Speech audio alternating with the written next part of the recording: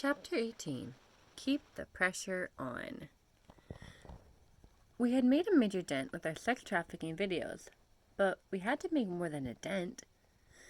I knew that it was essential to build enough political will so that when the pro-life side had more seats in the Senate and occupied the White House, there would be a robust movement to get the job done and defund the abortion corporation. I also knew we could do much more. My goal was nothing short of enacting legal protection for the child in the womb, and to do so within 5 years. But how could we achieve legal protection for preborn children when Planned Parenthood was receiving billions in taxpayer dollars, and in turn spending millions to protect abortion's legality? As much as I knew I would miss California, I felt that I had to stay long-term in D.C. to keep the pressure on and grow the movement. Keeping the pressure on would require inner perseverance to the daily work in front of me. It also meant that we must relentlessly expose the evil we were battling. Every year, Live Action continued to launch major investigations on serious issues, creating media campaigns that reached millions, and called for the defunding of the abortion industry. We decided that if we continued to expose abortion facilities and did so year after year with explosive investigative reports, surely we could build the political momentum necessary to at least defund Planned Parenthood of its taxpayer dollars. With that goal accomplished, we could leverage the momentum to work toward total legal protection for children in the womb.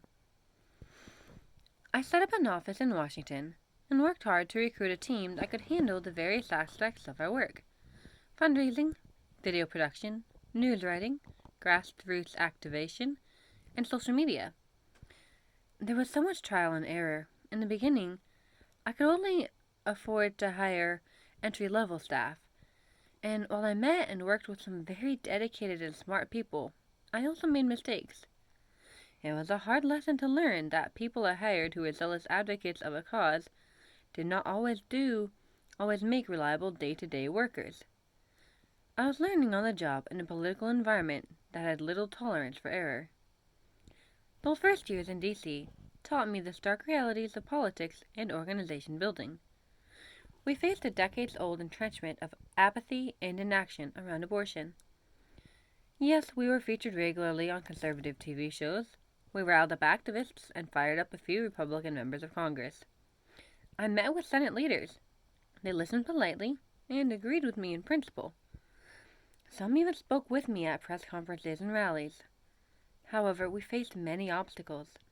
Perhaps the biggest obstacle of all was the desperate fear many political leaders had of an openly hostile media, and how the media's negative coverage of their words or votes might impact their reputation with constituents.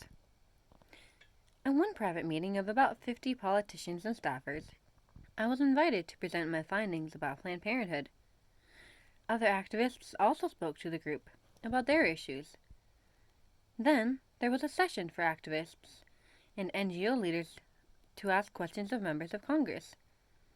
The Chief of Staff for the House Majority Leader was present and was asked point blank why they weren't playing hardball with the Senate over the budget that would be sent to then President Obama. The House had the power to remove from the budget funding for Planned Parenthood and all abortion clinics and redirect it to authentic healthcare providers who help save lives instead of ending them.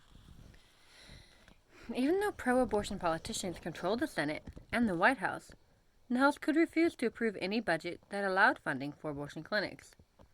Yet, House members were afraid to do that. If the government shut down over abortion funding, the media would blame them, and they knew it.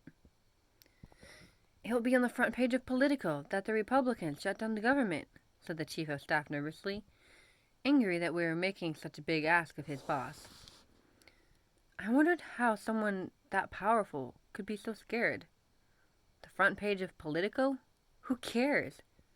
How many people even read Politico anyway? Was Politico running the country now? I believe that constituents wanted to see courage and leadership displayed, not cowardice and submission to hostile media. Increasingly, our team discovered the necessity of reaching people directly with our stories and videos and not relying on media to report our findings. We work to reach as many people as possible with our investigations of the abortion industry's abuses. We also continue developing our own independent reporting arm, Live Action News, to cover stories about abortion and other threats to human dignity, as well as the political battles about both.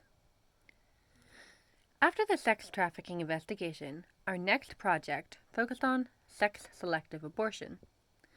The cultural preference for sons worldwide has led to millions of abortions of female babies. Although the problem is most severe in countries such as India and China, the United States is not immune. In 2012, we looked into the question of whether Planned Parenthood clinics would commit abortions on babies for no other reason than that the baby was female. To find out, our team went to clinics across the country, from Manhattan to Maui. We named the campaign Protect Our Girls. In Austin, Texas, our investigator presented at a Planned Parenthood clinic as pregnant.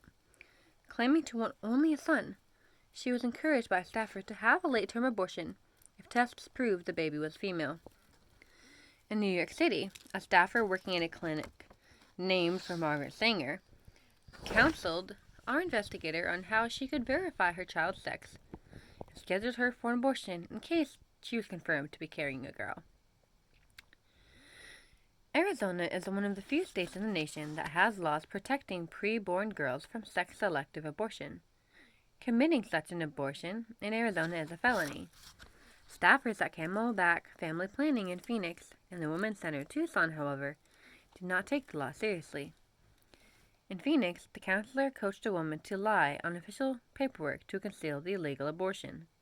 At the Tucson facility, the surgical assistants did not acknowledge the law. We could lose our license, he told our investigator, but he nonetheless agreed to cover up a sex-selective abortion. And I'll just forget about it, he said, but just be sure not to mention it. He did not even want the abortionist to know.